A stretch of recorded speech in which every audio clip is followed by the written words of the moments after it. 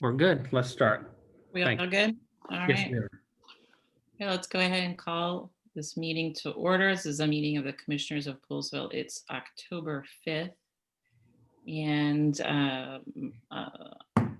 myself is present, Carrie Cook, Jerry Klobukowski is present, Valerie Dickerson, Martin Radigan, Town Manager Seth Rivard, and Town Attorney Jay Gullo. And Jerry, would you like to say the Pledge of Allegiance for us this evening? Absolutely. Thank I pledge you. allegiance to the flag of the United States of America and to the republic for which it stands, one nation, under God, under God, indivisible, indivisible, with liberty and justice for all. Thank you, Jerry. You're welcome. Thank you. So first off is our Commissioner Committee reports. I'll go ahead and start. Before I forget, do we have Parks Board happening this month, or I haven't seen an agenda? Yes, we do. We'll have a Parks Board meeting this Wednesday. Okay, so this Wednesday, the 7th at 7 p.m. via Zoom is our Parks Board meeting. I just wanted to mention something kind of funny that I noticed in the charter. I was looking through the charter over the weekend for a number of different reasons, and I noticed that someone on one of the Facebook pages had said something about the fact that the town doesn't have the right to cancel Halloween, which, of course, I think that's partly true and perhaps partly not true. I mean, of course, we can't really cancel Halloween. I mean, it's sort of an ideal in your mind. But I just thought it was interesting. I was looking through the charter, and I saw in section 82-12, which is the powers of the commissioners enumerated.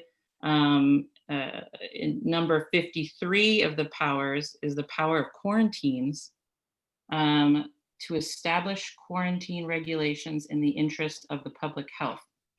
So I just thought that was interesting. I think we actually do have the power to establish a quarantine on October 31st or whenever we wanted to, if we wanted to, which is, of course, not what we're doing. We're really just following the advice of county executive and the county council in regards to trick-or-treating. So I just wanted to kind of mention that because I thought that was sort of interesting. That's all I have. Do you want to go ahead, Jerry? Okay. Census has been extended to 31 October. Our census response rate Poolesville has been up to 86%. And in our census tract response rate has increased to 78.7%.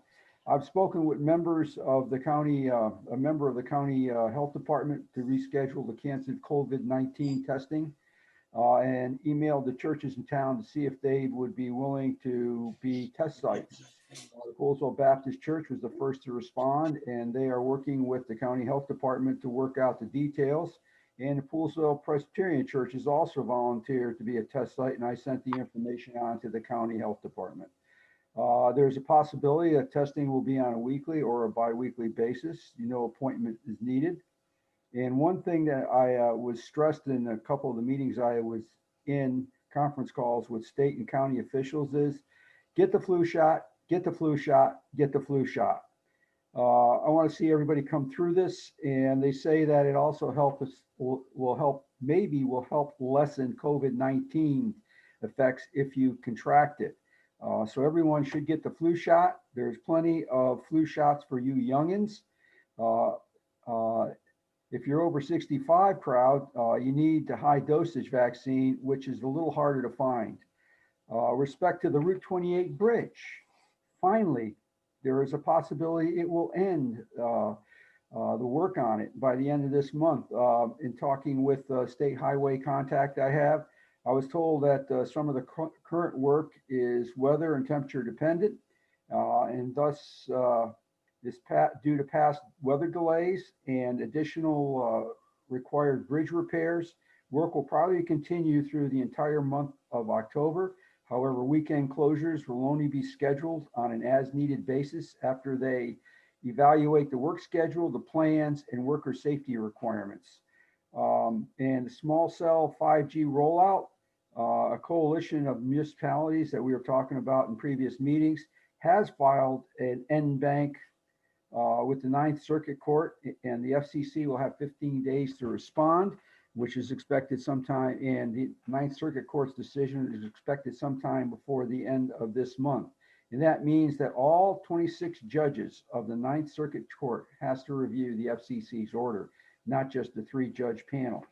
And then the last thing I have is, as you know, there's only one polling place for the presidential election in Poolsville, and that's at Poolsville High School. And that will be open on the 3rd of November. There are 11 other early polling places throughout the county. The closest one, I think, is one is in Potomac, one's in Germantown. But there is a ballot drop box at the high school, big ugly thing. And it will be emptied at least twice a day. And the ballots, for those who are interested, will be taken to the Plumgar Recreation Center, where they'll be verified and opened, and the ballots will be sent on to the Board of Elections to be counted.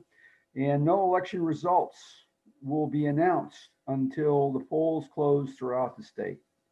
And that's basically it. Jim, when he comes, he'll give us a report probably on the fair access meeting and the 22nd of September Poolsville High School schematic review meeting that we had.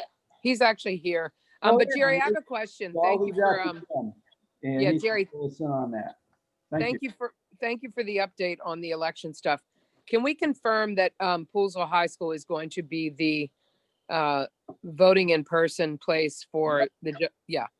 Somebody asked me today and I said I was 99.9% sure that will be the only voting place for general election. And then of course the town election will still be held at town hall. Right, or you get a mail-in ballot. Right. You can mail it in, drop it off the day of the election. Yep. And if people want to, they can call town hall and ask for the mail-in ballot, correct? Or email. Well, I think they're all supposed to get it. If you're a. Oh, everybody's getting one. Okay.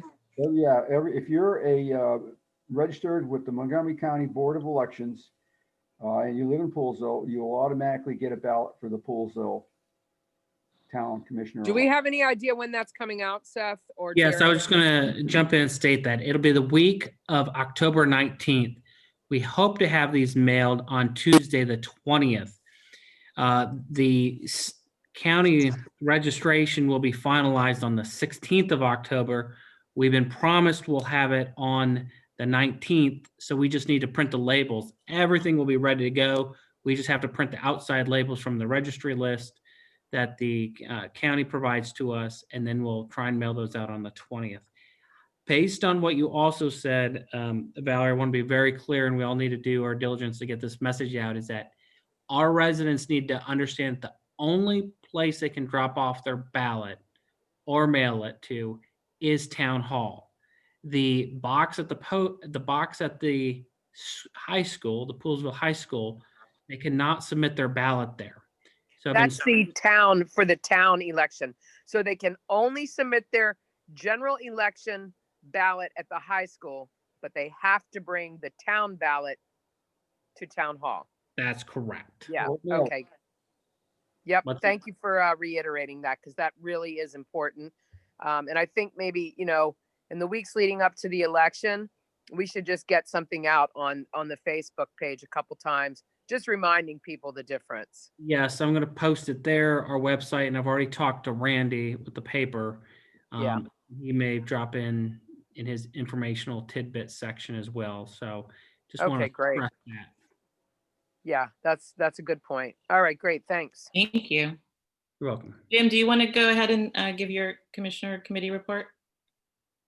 Yes, Jerry, thanks for picking up the ball for me for a minute there. And I was just getting ready to send this out to all of you guys. We just finished working on the letter today for that's going to be sent as a response to the fair access meeting that took under consideration the last Zoom get together we got with the school, and where they did like an overarching view of the school construction model that's been probably has the highest level of favor. I know nothing's etched in stone yet, and I think we all know that on the Fair Access Committee, but at the same time, they did point to the model that basically is a remodeling of Poolsville High School with substantial new parts built in, but definitely parts of the old part of the school left as well. So the meeting was a little bit disappointing for all of us, but we listened, we learned, we took some good notes. The committee's met a couple times now. A lot of it's gone on email the last couple days, but we sent an initial response back to Jamie Duffy. He's the director of construction, and just letting him know that we really appreciated being included in it, but at the same time, we've got a lot of questions, and we do want to try to help shape some of the direction of the construction of the school. Biggest parts, of course, were the usability of the old parts of the school, how the new parts were going to be integrated in, also to how green the school was going to be and making sure that it hit all the right green notes, which a lot of good feedback from members of the community to us on it. And so we incorporated that into the letter that I've already sent off to Jamie, and also to we initially let them know that we were going to be coming back with something, and then we came back with our letter today, which will also be circulated to various members of the people that have shown, they're playing a role in the whole idea of a brand new school and potentially co-located facility. So I've just pressed the button to send it off to all the commissioners. You guys can read it. I guess the main part about the letter is that it really asked and digs in deep. A lot of questions we have about the facility itself, the use of the facility, et cetera. I can read it to you, but you guys just read it yourself. But the main thing is for the community to know that obviously we're not standing pat here. We're going to do all we can to get that new school shaped to be the way that we want it to be shaped, to serve the community the right way, to also serve the not just the high school community, but potentially in the future serve the needs of the community in other ways too, including health maintenance and and of course sparing space for the next for what will be a community center hopefully one day at the site. So I'm just getting ready to send that off to you guys right now, and I will when you get a chance you can read it. But and also too, we will be posting it on Facebook and all the other different places that we make sure that we keep the public informed. Jerry, you got it. We have more for tomorrow night, right? Tuesday night. Yeah, they're the second of the two Poolsville High School quote unquote schematic meetings is tomorrow night, which is supposed to be shorter than the last one. But we just hope that there were a lot of questions that were asked at the last meeting, and they were supposed to send us, I thought, and Jim, you can correct me if I'm wrong, the link to the recording of that meeting, and I never got it. Did you? I mean, no, they had some technical issues for that meeting too, on top of it. And actually, I'll Jerry, I'll let you continue just a second. We had a lot of, there were many people on the Zoom. They were sending in questions to be answered by mostly the architect, I would say, but also some of the construction people for Montgomery County. And what they did was they grouped a lot of the answers together, I guess for expediency. And I mean, we were on the Zoom for an hour and whatever, 45 minutes, whatever it was, for expediency purposes. But all that did was raise more questions for the committee. And so those questions have been sent to Jamie Duffy, as well as the other places that the committee wants to send them off to. Sorry, go ahead, Jerry. You can talk more about tomorrow. That's basically it. Yeah, everybody that was on there, they invited questions. People put them in the chat. And then they created this poster board with Post-it notes on it, and where they were answering them as they came in. I think they got a little overwhelmed, but anyways, we were hoping to see the results of that Post-it board and answers to the questions that were posed to them by the people participating in the meeting. However, no one got a link, and not, like Jim said, I guess they had some sort of technical issues. So we'll find out tomorrow night what how this will go along. I know. I think in speaking with a lot of the people in the community, they're not happy with the option that was chosen. And I think that sort of reflected very politely in the letter that was being sent to Mr. Duffy. Also, too, one other thing, and thanks, Jerry. That's all good stuff. One thing that did also come across in that Zoom meeting for quite some time over the course of the meeting were we all commissioners have to do a better job of communicating as best we can with our public. There were a lot of questions that were coming in from some people that are absolutely staying in tune, that kind of showed that they're not as up on the process as they could be. And we take that to heart at the Fair Access Committee. We need to make sure that we spread the word, that they know where we are, what we've been up to, where things stand right now. And there would have been a number of times where during the Zoom questions were answered that really were things that we've already moved on from. So it was kind of like tossing a softball up to the people that were doing the architect and the construction committee, when we probably could have gotten some more substantive questions answered if we had the word out a little bit better. It's great to have the community involved. They ask good questions. We knew, but we're always, the people have to know we're really digging in, and there's some pretty precise questions that we've got coming up that, as long as we publicize them, hopefully we'll keep the public as informed as they can be. That's it for me. All right, thank you. Val, do you want to go ahead? Thanks, Jerry. Yeah. Can you hear me? Yep. Okay, so as far as the events committee, the only thing I have to report is on the event from Saturday, which we had the paper shredding truck and the electronics and the paint collection. Pretty impressive. We stayed super busy the entire day.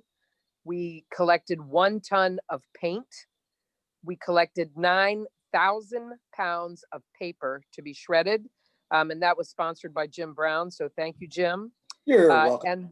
And we also collected 1 full dumpster of electronics that was sponsored by Clark Azar, which is John Strong's company. So thank you to them as well. So it was a very, very successful day. And I think the residents were super appreciative.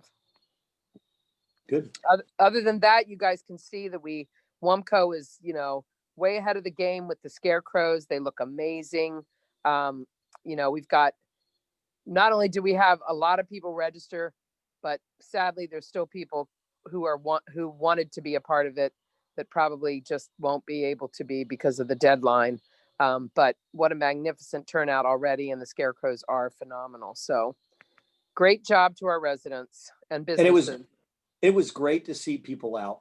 And yes, they were socially distanced. And I can tell you, with the motorcycle group that I had on Sunday, they absolutely loved it. And I think they all went back to their own individual communities and tried to talk about how they could do that at their place.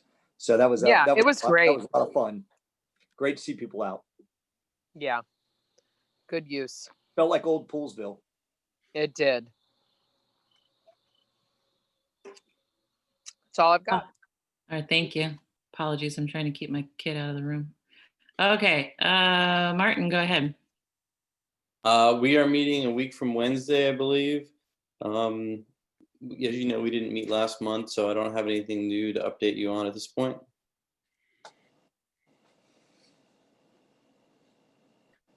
All right, great. Where am I at? So next on our agenda is our consent calendar. We have on our consent agenda approval of minutes from our session on September 21st, our closed session on September 21st as well, our closed session on September 22nd, and our closed session on September 29th. Does anyone have any specific comments or amendments to any of the minutes? All right. Hearing none, would anyone like to make a motion to approve the minutes on the consent agenda?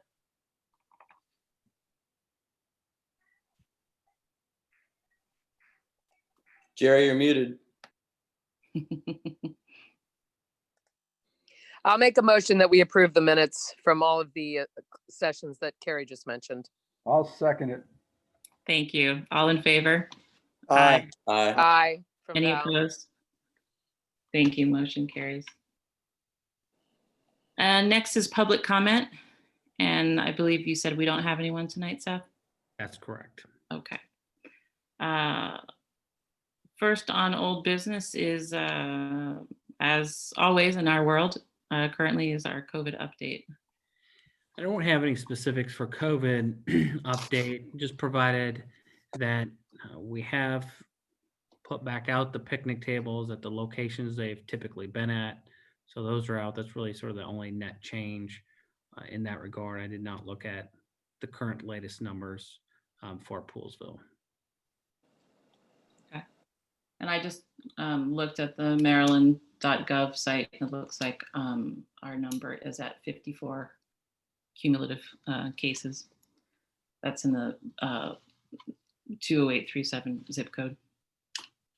Did anybody else have anything to add specifically to COVID? Okay. Next,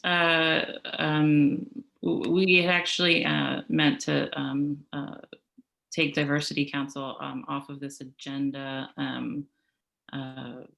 We are in communication with some folks, so we're not quite ready yet to discuss a fledgling plan. I will just mention, however, that again, there was an incident that was posted on the Facebook page that happened in town that has started a lot of conversations, and it came across the community conversations group that's been going on for the last 16 weeks or so. And what it brought up is it identified a need to have more communication with our local police, which I think is always a good idea. So I actually just reached out. We're really lucky. We have a fantastic officer in Officer Tara Bond. So I just reached out to her and had a great conversation with her a couple days ago. And she is very open to actually joining in on that community conversations group and chatting with them, coming in and dialoguing more with us, and just having more of a conversation about how the relationship between the community and the police can just continue to be better. So I just wanted to mention that. And third on our agenda is County ZTA 20-01 solar collection system. At your last meeting, you all took a vote, and at that vote, it was a direction for Jerry to draft a letter on behalf of the town commission be sent to the county council. That letter's in your packet, and it's up for you to review and discuss and provide any changes or edits you'd like to share amongst yourselves.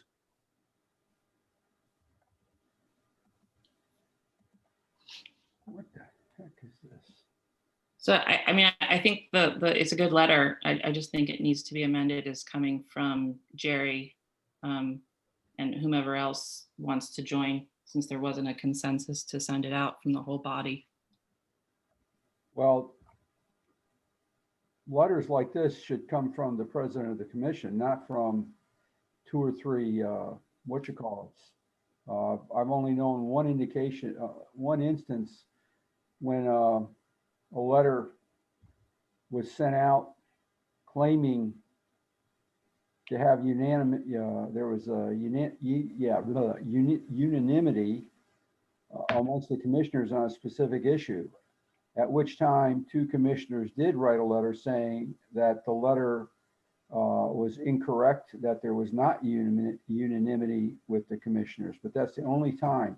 But something like this going to the president of the Montgomery County Council should come from the president of the commissioners. If we want to send out a letter individually, that's fine. But, again, if this was meant to be a town letter, not an individual commissioner letter, and it doesn't show that the commission has taken any sort of position on it. And I don't think that this letter is not argumentative, insightful. In a way of, calling into question whatever.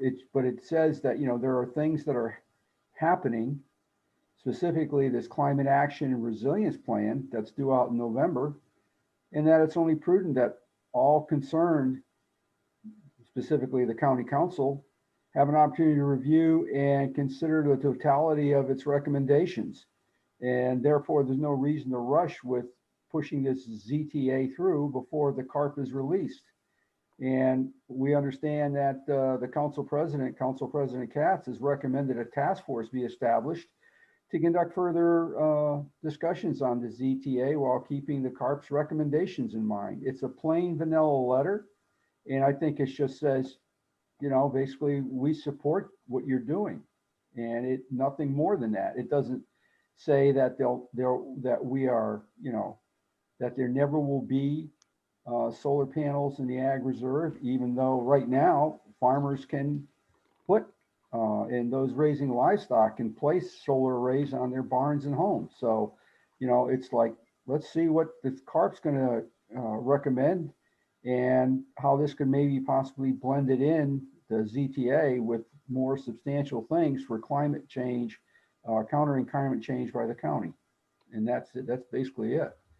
Maybe it's not as, you know, I haven't said it as succinctly as I should, but again, it's just a plain vanilla letter. Yeah, I think you make, I mean, I think you make a really good case, Jerry. It's just my understanding is that though I did miss the last meeting, but there were you had 2 members who voted in the affirmative to move forward with the letter. So you just don't have a consensus for it.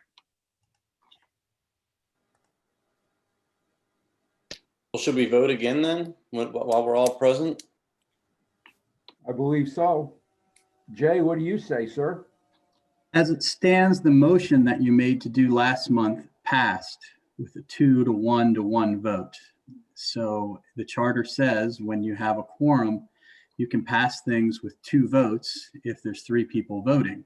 So the abstention takes Valerie out of it. And I believe it was Jim who was opposed at that point in time and the other 2 in favor.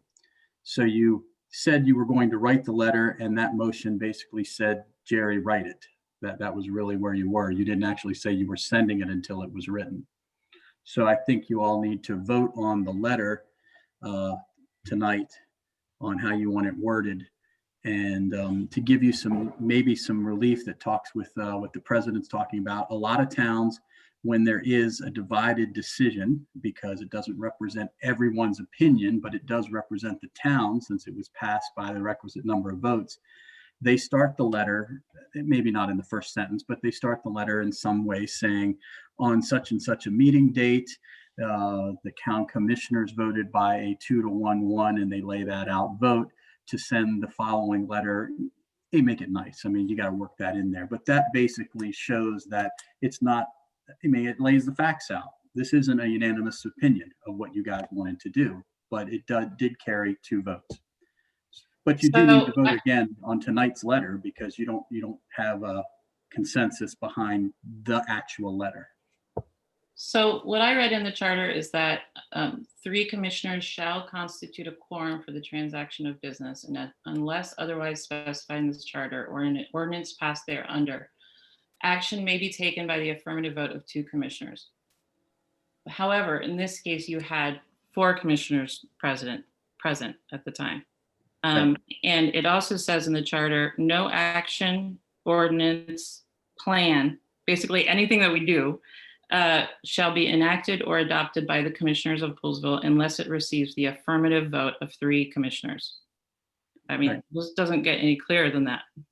Well, you actually have a contradiction there because your first one says that you have a quorum, and when Valerie decided to abstain, that takes her out as a voting member for that vote. So you're down to 3, even though she was present. She was still present, right? So you had 4, and you have 2 affirmatives, not 3. You have 2 affirmatives, and that specific language in the charter says you can pass it with 2. And you did that. I guess that's what I guess I'm trying to figure out where the language is that matters at this point. That vote was to empower Jerry to write the letter. and Jerry wrote the letter. You need to vote whether that's the letter you want to say or send tonight. So you're voting again, and if you can't Okay, get a so we need majority to vote again. on the specific letter, whether you like that letter or whether you want to make changes to the letter, yes. Okay, well, would anyone like to make a motion to send this letter that Jerry has written? I apologize for asking, but is there a distinction between actually sending the letter or approving the content of the letter? I guess that's for Jay. Help me with what you're trying to get at. I mean, you Well, I have mean, to approve the content before you send it. Right. So I'm wondering at the last meeting with the 2-1-1 vote, Right. did we approve Jerry writing the letter, or did we approve Jerry writing and then the board sending the letter off? The way the motion was made and the minutes reflected were you made a motion that said you were sending a letter, and then it said Jerry would draft it, and then it said for the approval of the commissioners. Very good, sir. So Yeah, that's what I understood. Me too. So does that mean then that this is up for a vote on sending again, or is this a vote just on content? if you want to parse it down, since you haven't sent the letter, you could do what you did in the last decisions of rescinding the vote. You could go through those procedures to say, well, we're re-voting and we're not going to do it at all. But if you're going to move forward, you have to vote on what the letter is going to be. So for example, you voted against in the last meeting. You could still vote in favor of this is the content. I don't think we should send her a letter at all, but since we are sending one, I'm happy with this content. Right. Okay. Or we could do what Jay said and add that to the first sentence of the letter, and therefore it would make it clear as to, that there was a split decision, and go from there. I would be very happy with that addition, and that would be fine by me if that was the case. And I think that keeps it clear and legal and clean. And I would not, and after reviewing Jerry's content, I don't have a problem with that being the content with that proviso added to it. And normally other towns actually put in, so in this case, it would be 2, and then you'd put parentheses, Klobukowski, Radigan, 1, Brown, in parentheses, and 1, Dickerson. So that it was clear who voted for what, like a roll call vote in writing. Yeah, I'm good with that also. So can we make the motion like that we approve the letter with that sentence added? Yep. Yeah. Okay, I make a motion, we approve Jerry's letter with the addition of the sentence just discussed. Second. Second. Or Jerry can second.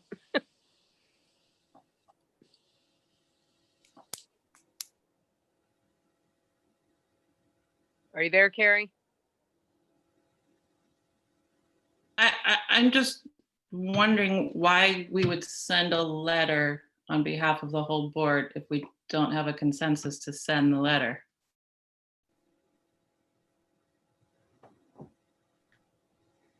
Carrie, the thing is that, and it's a good question. The thing is that the individual commissioners could actually send a letter if they wanted to.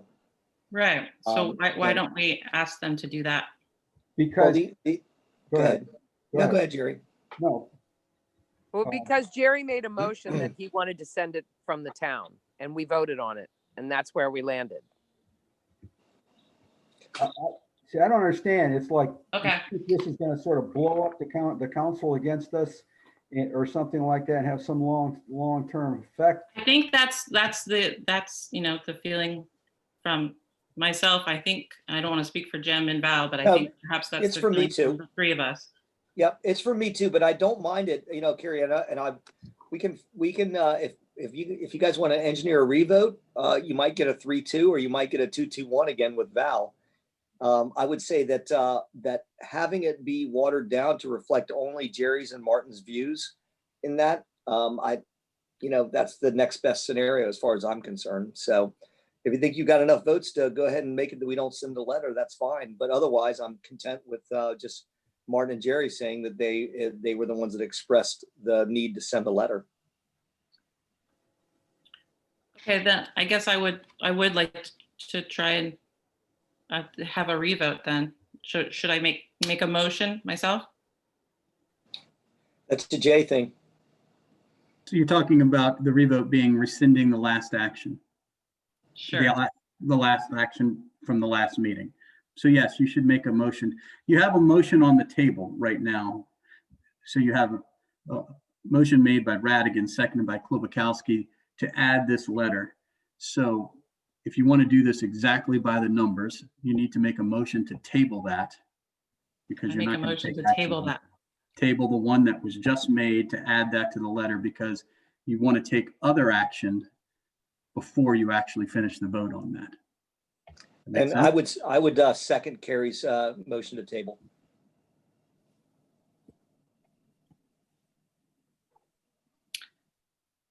And so I'd like to make a motion that we, You Wait a need to second, make wait. oh, Take Take sorry. a vote. I'm sorry. All in favor? a Aye. motion to table. Aye. Aye. Aye.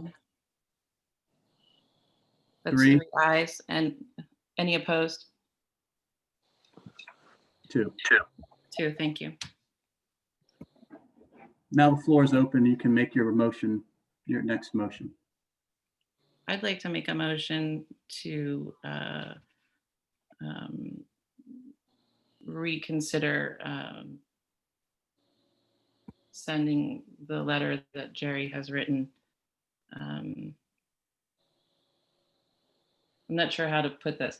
I'd like to make a motion that the letter that Jerry has written be sent on behalf of himself and any other commissioners that would like to join him.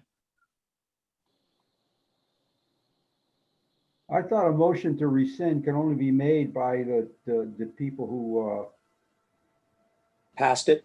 yeah, No, We went through this at the last meeting. Anybody can make that motion. okay. And then Jay, to be clear, should she rescind the actual motion?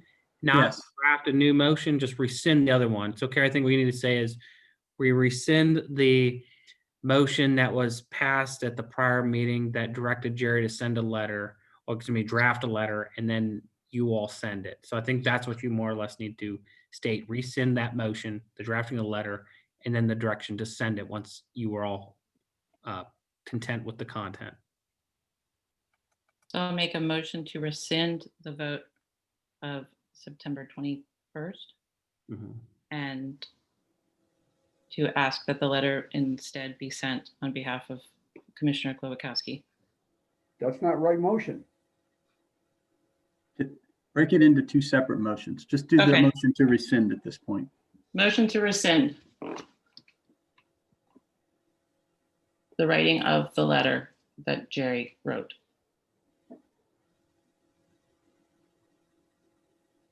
What are all these rules per? Just need a second here. Does anybody have- I'll make a second, and I'm looking forward to it, like a clear, concise motion when it's read off for a vote.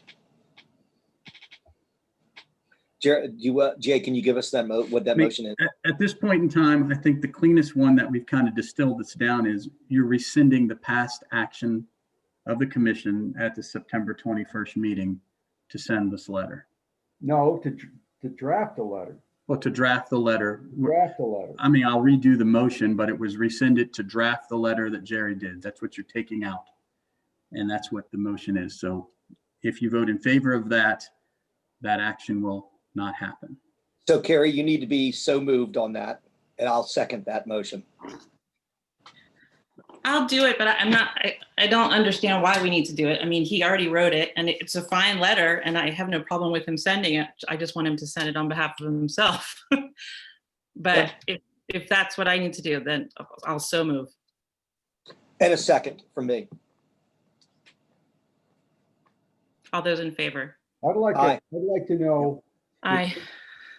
Aye. there should be discussion before this, number one. You didn't ask for it, but there should be.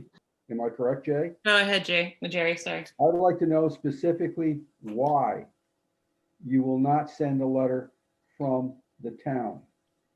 What is the specific reason other than, I don't know, I don't understand, because it's like you're afraid that by sending this letter, we're going to alienate council members. And that's the real reason. So admit it.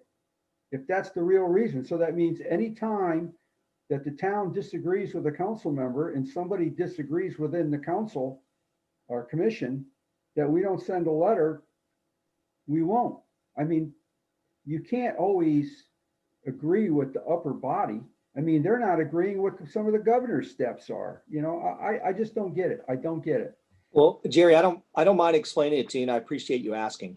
It does, of course, it comes down to that this was sponsored and pushed by Council Member Reamer, Yeah. who has been a key ally to both fair access and to the town since he's been in his current position of power. But that doesn't necessarily mean that that's the reason why I'm personally in opposition to it. I'm personally in opposition to it because, number one, not 1 ounce of town land is going to be affected by it. So here we are in the town of Poolesville, and we represent the town of Poolesville. And yes, we do drive through the Ag Reserve. And I love the Ag Reserve, and I want the Ag Reserve to stay as is in perpetuity. And I actually do support the vote against this the solar initiative. But I don't feel comfortable speaking on behalf of the entire town on this when, one, the town itself has not 1 parcel square inch of land that will be affected by it, and then 2, that that there are many other advocates that are fighting this battle that are the ones that should be fighting this battle, and they're doing a bang up job. And there's good, clean opposition out there, and these are the people being directly affected by it. I do not want the Ag Reserve to be harmed in any way. I don't personally support the idea of taking up valuable farmland and using it for solar. But at the same time, it's not our battle to fight. And it's we save our position for another day. And as you said, too, I'm going to quote you, the famous master of this quote. You know, what is it? Never say, what is it again? Never say never, never say. Never, never say always. Right, exactly. So just because I'm pushing for the vote on this one this way, doesn't mean that I'm going to do the same thing on the next vote. And it's the idea of the body of commissioners making this decision to either send a letter out in the name of the body or not send a letter out in the name of the body. So I respect your right and your ability and your desire to have your opinion go to the council members. I just don't support it myself right now for the context of what it means to Poolesville, both big and small.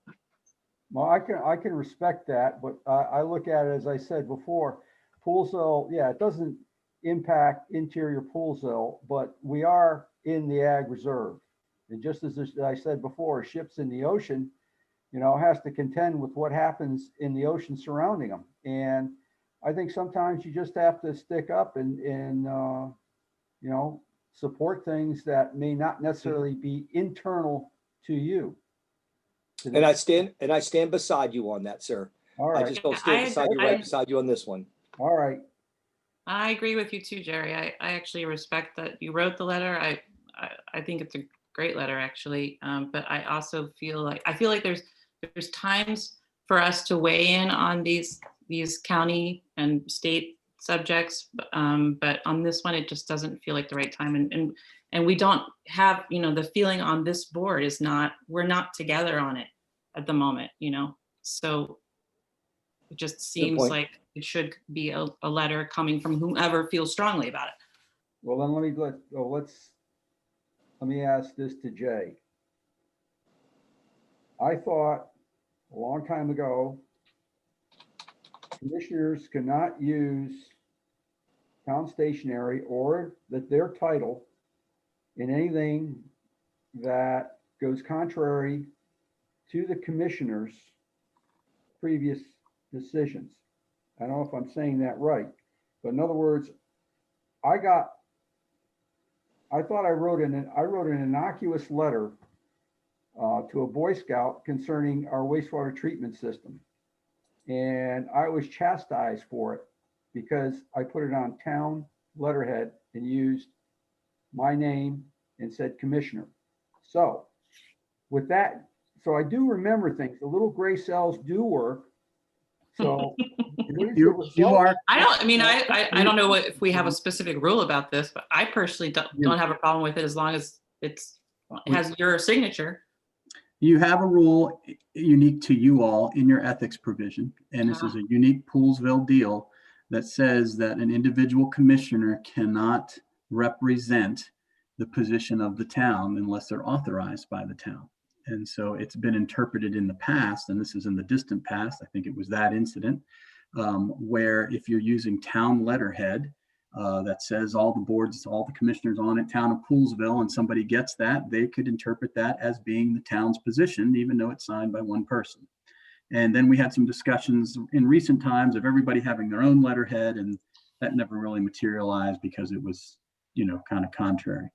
And I think where you're getting at, or where we were trying to get, I know Carrie was trying to get us there, is trying to get to the point where you didn't want to send this letter on behalf of everybody, but you didn't have a problem if you sent a letter. So if you dispense with this motion to rescind what you did, and then you make the next motion that authorizes individuals to send their own letter, I think you will be okay with your provisions of your ethics ordinance, because the body is authorizing everybody to represent it as their own opinion, not as Poolsville's opinion. That's where I thought. I'm fine with that. By the way, that letter I wrote did not talk about the commissioners. It talked about our wastewater treatment plant. It was just describing the plant. That's all it did. It didn't say the body of the commissioners, this, that. It was just this plain vanilla. But I think it was the letterhead that got everybody on that. Yeah, But that was pre me. That's the only, I heard it wise tales as well. But that's where I thought the president was trying to get to, was clear what had happened and then open the door to bless individuals doing their own thing without running afoul of any of our rules. So I think I personally would be okay with that. How do others feel? Perfectly I'm fine with it. that as well. All right. so. If you finish this motion, that'll rescind what you did. And then I think to cover everybody, if you want to go ahead, somebody needs to make another motion that will allow individuals to send letters on this to their own, on their own position. All right, so Carrie, you just need to take a vote on the rescinding. Okay, so Didn't you? okay, so let me start over with the motion. No? Okay. Jay, tell me what motion I should make. So you made a motion to rescind the past action on September 21st relating to that. Jim Brown seconded the motion, and it's been discussed, now waiting for a vote. Okay, so all in favor? Aye. I think that's 3 ayes. Any opposed? Martin and Jerry. So that's Okay, 5. Thank you. Okay, now we need another motion. Does anyone want to make it other than myself? I'll make a motion that as a board, we have agreed to allow any commissioner seated on the board at this time to write a letter of their own opinion about the solar farm ZTA that is being proposed, using town letterhead. I'll second that. Thank you. You said that very nicely. All in favor of that motion? Aye. Aye. Aye. I'll take what I can get. Thank you. Looks like the You- motion you get carries. it. And you get what you take. Thanks, James. Thank you, everybody. I appreciate it. Okay, next. New business fiscal year 20 budget closeout. Yes, it's that time of year. Every year we have to do a budget closeout. Once we get through the fiscal year, of course, this is just a highlight of where the dollars are and where we ended up the year. So I won't take much time with this. I'll just hit some quick highlights. The general fund was approximately 4 million. The water and wastewater fund operated just over 1.3 million. And as you know, the general fund includes general operations, capital projects for both funds and grants to the wastewater treatment plant and the water operations. Overall, this budget closed with $180,000 to the positive. So that's what we came out on, was $180,000 in the positive, which is always good. As you might imagine, and doesn't really change year over year, property tax, income tax are two big components of our revenues. So speaking of revenues, we budgeted about nearly 3.8 million, and we came in at right about $4,050,000. So it's a 7% above what we budgeted versus what we actually collected. Numerically, that represents about 65,000 above what we budgeted. So we collected 65,000 more than we anticipated. To that point, property tax, franchise fees, development fees, interest on income, and then income taxes came in positive and a little bit stronger than anticipated, particularly some income taxes in that category. Regarding the general fund, when you take out the capital items itself, the expenditures out of the capital were about 2.5, almost 2.6 million, and we closed a little over 2.6 million. So numerically, that was about 75,000, which we spent more than we had budgeted. Excuse me, we're actually we were more by about 75,000 what we budgeted. It's a 1% variance overall, so fairly modest. The wastewater and water operation subsidy was $55,140.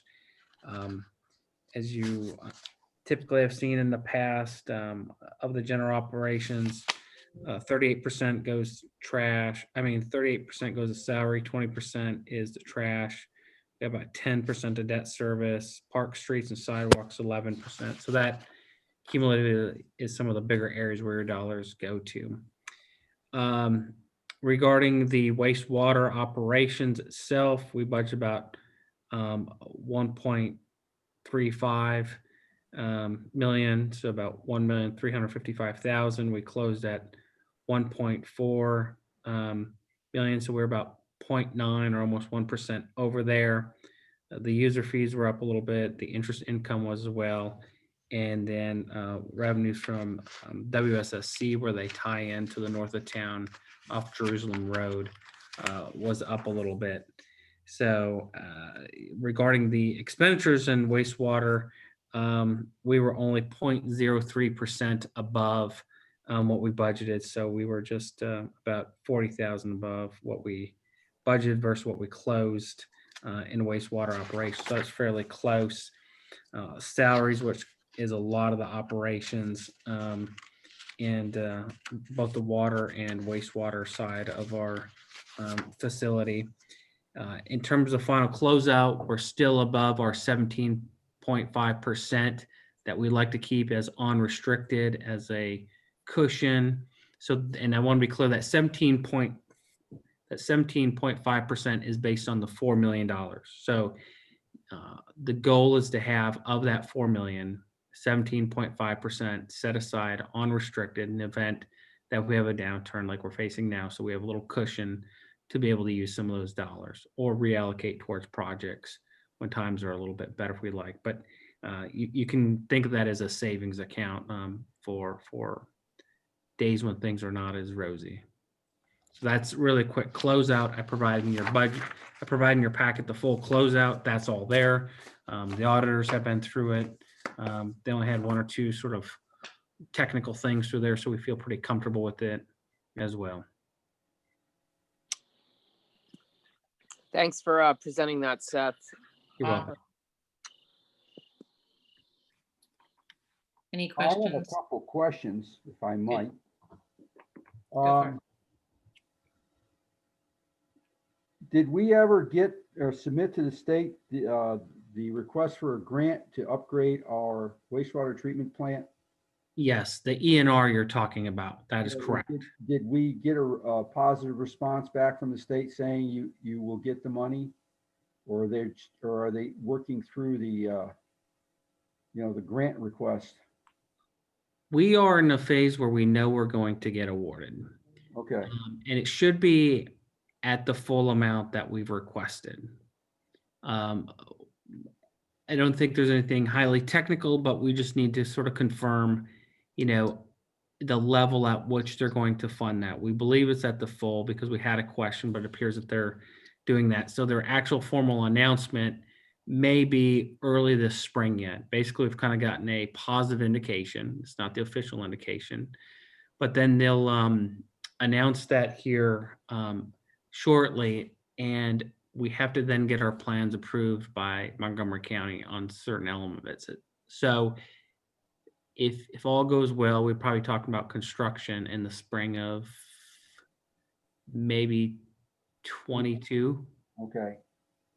The only reason I ask is I'm looking at the highway user revenue, and we were forecast to get, we budgeted 258,070.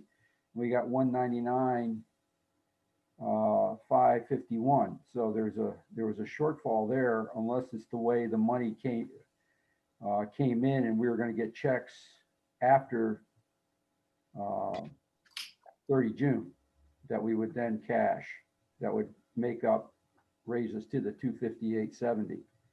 I will check into that. That may be more than likely, because I thought we were pretty confident that that line item was going to be, stable from what we budgeted. Right, but my point is this, is that they've said that, Unless you're looking at, are you looking at the FY 21 column or the actual closeout? I'm looking at the closeout where it says FY 20 closeout, 199, 551. Sure, I just want to make sure I know where you are about, but I Page 8, yeah, page will 8. check into that. Yeah, no, because the only reason I raise it is because with all the money the state's giving away, and I don't know, have you heard whether the state's revenue is exceeded what they expected? Now, I know that the comptroller raised the amount that they forecast revenue would come in. However, what's forecast and what's actual is two different things. But do you know if there's, they've said anything to you about that based on the COVID and the impact on the state budget? I have not kept up with the state budgetary elements. Okay, because like I'm wondering about the tax duplication money, which is under revenue sharing line 311.4, and that's been a steady 228,936. We were supposed to get an increase around 80 grand, I think, on that, and that fell through this year because of the COVID and the county council deciding that they wanted the money for their own continuity of effort. And I'm just curious, again, the county is going through a lot of money, and it's like, where are they going to get it? And where are they going to, and is the revenue going to be enough next year to meet all these demands that the county executive and the county council have? And could they possibly reduce that? And they have reduced it in the past. And the highway user revenue back in 2008, we got 10% of what we normally would get. So I forgot what it was, but we went down, we went from 200,000 or something down to 20,000. It was unbelievable. And that's why, I'm just curious. I want to ensure that we have sort of a good idea of what's going to happen next year. Just a couple follow-ups. I think you and I were both surprised that they had already put something out on the highway user revenues that they were going to fund at the prior year. Yeah. You and I were a little surprised by that. Do you think you could communicate with your folks at MML and ask them about the state budget things? You can just give me a call about what they're hearing and what they're finding. Right. I shall do that. Thank you. And, since one last thing is the MML's fall virtual convention is the 8th and 9th of, that's this Thursday and Friday, October, right? I believe, of Yes. October. Okay. Thank you. I will do that. Thank you, Jerry. You're welcome. Any other questions for staff? All right, well, lastly, we have your town manager report. Certainly, October 1st, a couple things happened. One is we start getting all the snowplow equipment on our trucks and then testing it out, make sure everything works, and that's functional and ready for the season. The other thing that you may have gotten some notices from yourselves and residents is we start turning off the aerators in the ponds.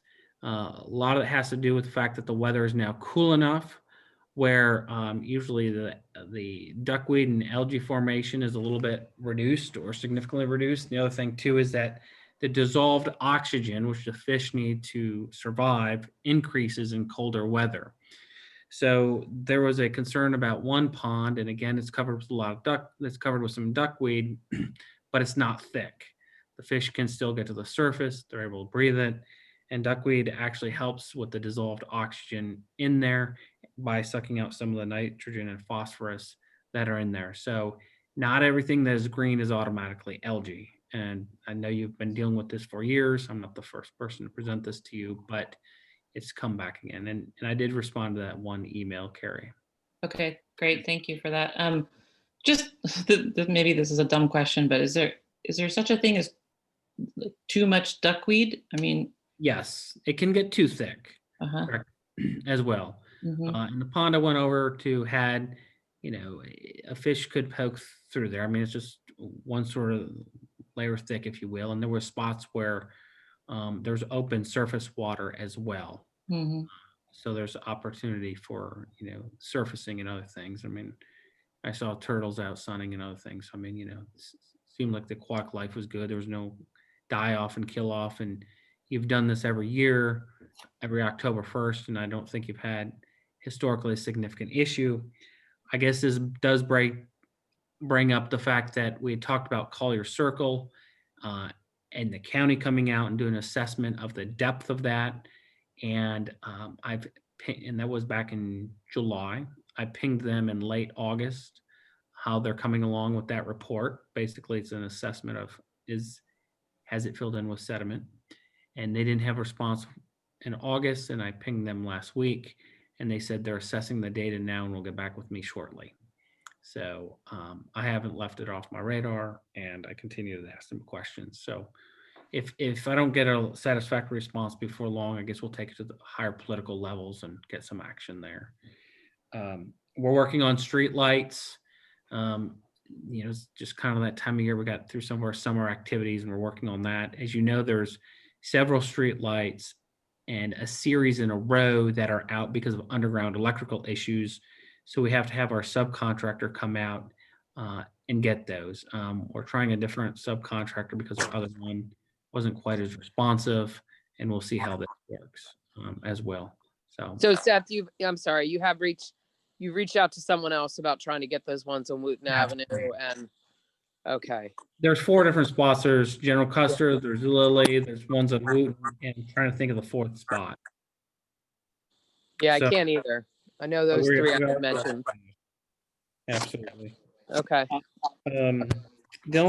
As you know, your next meeting's obviously in 2 weeks. That's going to be the 19th.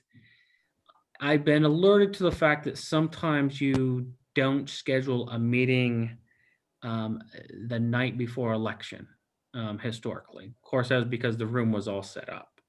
And I guess our agenda will drive what we do on November 2nd, knowing that the election's on November 3rd. If you'd like to cancel that, you just let me know, unless we have something very pressing, which I don't see on the horizon. But that's been the history, and I just need sort of an understanding from scheduling. I'm okay with keeping with tradition if we don't have much on the agenda. Sure. I could go either way, personally. Why don't we kind of see where we're at with the agenda in like a week? Yeah, I mean, I think that's fine. I just wasn't sure how hard and fast. I mean, it's, some people also, are doing events that night. So I wasn't sure if that's part of this issue. Right. Well, and 2 of the folks on this board are running for re-election, so they Mhm. might be busy that night themselves. So maybe it's a good idea to keep with tradition. We can reassess at the 19th, clearly, but Okay. just wanted to get that October 19th. So I have one other question. Do we have to go through the Parks Board to put this is not a construction entrance or a dead end?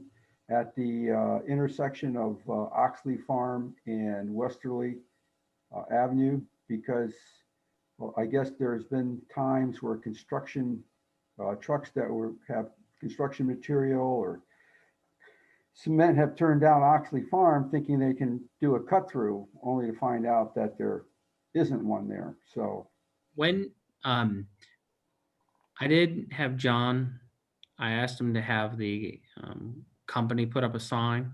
So let me see if that sign's been installed. If not, we'll just preemptively do it because it's not definitely not a construction entrance site from that Oxley Farm location. So if they haven't put it up, the developer, then we'll just get one and put it up. I don't So- recall seeing one yesterday, but I could have, Yeah. I wasn't really And looking then for one. I'll get on that. Thank you. Seth, are you done with your report? Yes, I am. Can I ask you a quick question? Yes. I think we voted a while ago on and correct me if I'm wrong, on putting historical district signs in. Correct. That's That's something you're still working on? yes, that is. Okay, great. Mm. Thank you. Let me provide you an update on that shortly. Okay. Seth, one more thing. I know we already touched on this earlier in the evening, but would you mind just reiterating how folks vote for a town commissioner?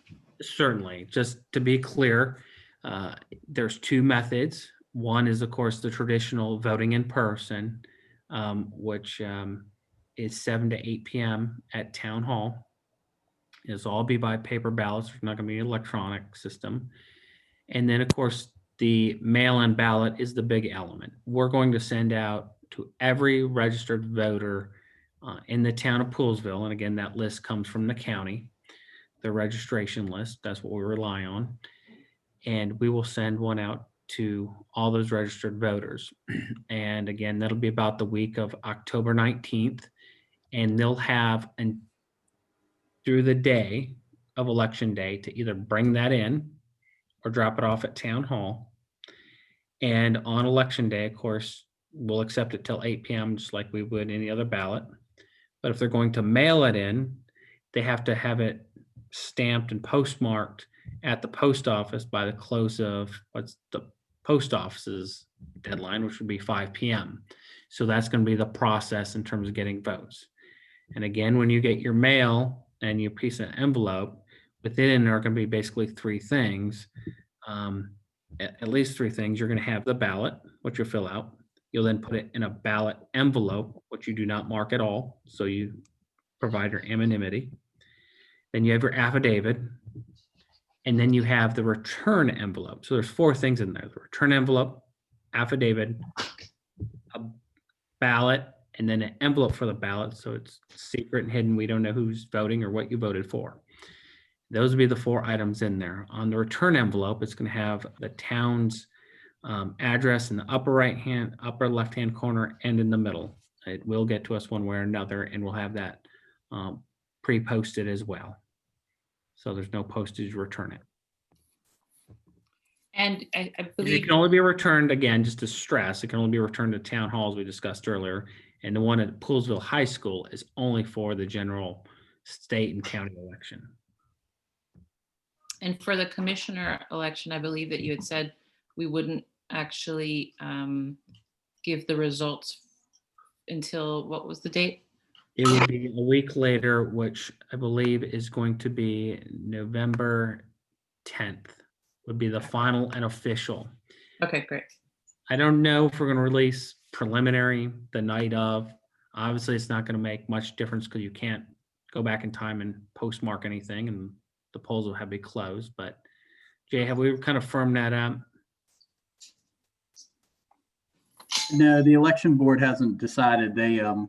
It's going to depend on the amount of ballots because they're going to be counting ballots while people are in person voting. So they're going to see how the day goes. But the anticipation is that they're not targeting to do that. But if they're in a position to do that, they will. Great. And if we did, it'd be stressed that this is no way official, very unofficial, because we just don't know how many are coming in the mail. And Right. that's the danger of Right. announcing. Well, if you're giving folks until November 3rd to get them in.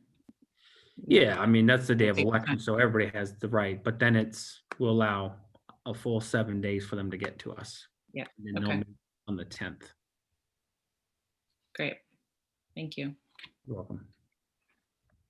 Anything else before we adjourn? Would anyone like to make a motion to adjourn? I make a motion, we adjourn. Second, All those in favor? Aye. aye, from Val. All right, we're adjourned. Thank you, everybody. Have a good night, everyone. Thanks. Good night. Bye-bye.